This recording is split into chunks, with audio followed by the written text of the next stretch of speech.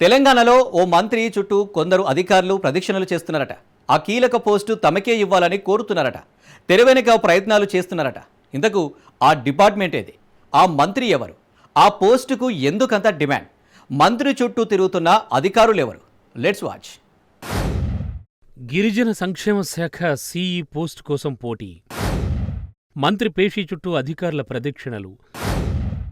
తెర వెనక ప్రయత్నాలు చేస్తోన్న అధికారులు.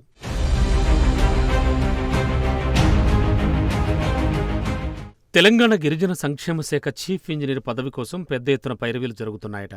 జూన్ 30న సిఈ శంకరయ్య పదవీ విరమణ చేయడంతో ఈ కీలక పోస్టును దక్కించుకునేందుకు పలువురు ఉన్నతాధికారులు తెర వెనక ప్రయత్నాలు ముమ్మరం చేశారట. ప్రస్తుతం గిరిజన సంక్షేమ శాఖ మంత్రి అడ్లూరి లక్ష్మణ్ పేషీ చుట్టూ అధికారులు ప్రదక్షిణలు చేస్తున్నారట.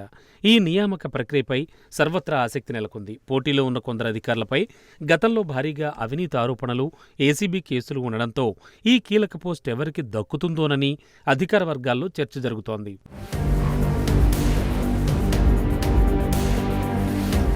విద్యా సంక్షేమ శాఖలకు సంబంధించిన నిర్మాణ పనులు చేపట్టేందుకు విద్యా సంక్షేమ మౌలిక వస్తుల అభివృద్ధి సంస్థ ఉన్నప్పటికీ గిరిజన సంక్షేమ శాఖకు మాత్రం ప్రత్యేకంగా ఇంజనీరింగ్ విభాగం ఉంటుంది. ఇక ఈ గిరిజన సంక్షేమ శాఖకు సంబంధించిన నిర్మాణ పనులన్నింటినీ స్వతంత్రంగా నిర్వహిస్తుంది. ఈ విభాగం అధిపతిగా చీఫ్ ఇంజనీర్ వ్యవహరిస్తూ ఉంటారు.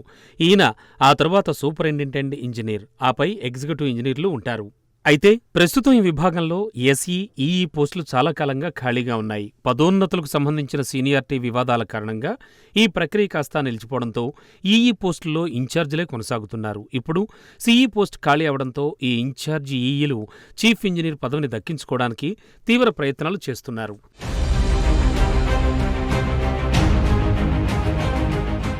గిరిజన సంక్షేమ శాఖ చీఫ్ ఇంజనీర్ కుర్చీ కోసం ఒకే బ్యాచ్కు చెందిన 4 డిప్యూటీ ఎగ్జిక్యూటివ్ ఇంజనీర్లు కూడా ఉన్నత స్థాయిలో ప్రయత్నాలు చేస్తున్నట్లు తెలుస్తోంది. వీరిలో ఒకరు వయసు, మెరిట్ ఆధారంగా తనకి పదవి దక్కుతుందని ధీమాగా ఉన్నప్పటికీ ప్రభుత్వ పెద్దల ఆశీస్సులతో అనూహ్యంగా మరో అధికారి తెరపైకి రావడంతో ఈ పోటీ మరింత ఉత్కంఠగా మారింది. ఈ విషయానికి సంబంధించిన ఫైలు ప్రస్తుతం సంబంధిత మంత్రి అడ్లూరి లక్ష్మణ్ పేషీకి చేరడంతో పోటీలో ఉన్న డీఈఈలు మంత్రి కార్యాలయం చుట్టూ చక్కర్లు కొడుతున్నారట.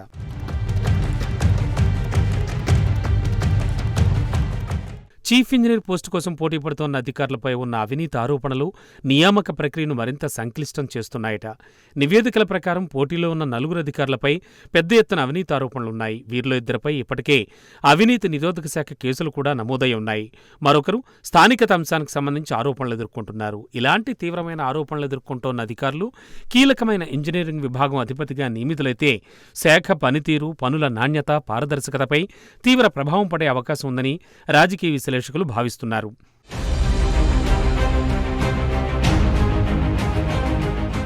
గిరిజన సంక్షేమ శాఖలో చీఫ్ ఇంజనీర్ పదవికి తీవ్ర పోటీ నెలకొన్న తరుణంలో ప్రభుత్వం అత్యంత పారదర్శకంగా, నిష్పక్షపాతంగా వ్యవహరించాల్సిన అవసరం ఉంది. కేవలం పైరవీలు, రాజకీయ అండదండల ఆధారంగా కాకుండా అర్హత, అనుభవం కలిగిన అధికారిని నియమించాల్సి ఉంటుంది. అవినీతి ఆరోపణలు ఎదుర్కొంటున్న వారిని కీలక పదవుల్లో నియమించడం వల్ల ప్రభుత్వ విశ్వసనీయత దెబ్బతినడమే కాకుండా ప్రజల్లోకి తప్పుడు సంకేతాలు వెళ్లే ప్రమాదం ఉందని కొందరు అధికారులు చర్చించుకుంటున్నారు.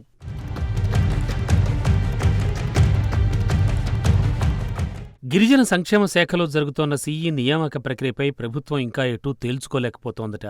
పోటీలో ఉన్న అధికారుల గత రికార్డులను, వారిపై ఉన్న ఆరోపణలను క్షుణ్ణంగా పరిశీలించి నిబంధనల ప్రకారం అర్హుడైన, నిజాయితీపరుడైన అధికారిని ఎంపిక చేయాలని చూస్తున్నారట. తద్వారా గిరిజనుల సంక్షేమం కోసం ఉద్దేశించిన నిధులు సక్రమంగా వినియోగపడ్డంతో పాటు శాఖ పనితీరు మెరుగుపడుతుందని డిపార్ట్మెంట్లో అధికారులు మాట్లాడుకుంటున్నారట. మొత్తానికి కీలకమైన గిరిజన సంక్షేమ శాఖ ఇంజనీరింగ్ విభాగం అధిపతిగా ఎవరు ఎంపిక అవుతారు అనేది ఇప్పుడు అధికార వర్గాల్లో తీవ్ర చర్చ నడుస్తోంది.